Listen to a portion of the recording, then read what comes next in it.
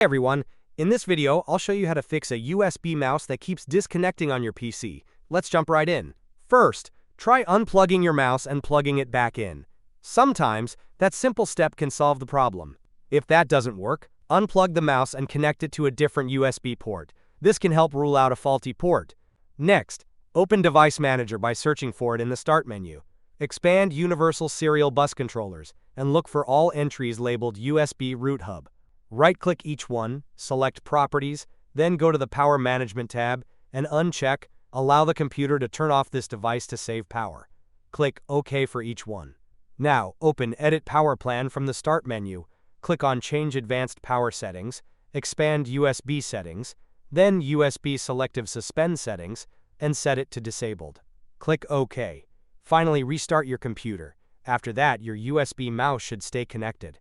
If this video helped, drop a like and subscribe for more quick fixes. Thanks for watching.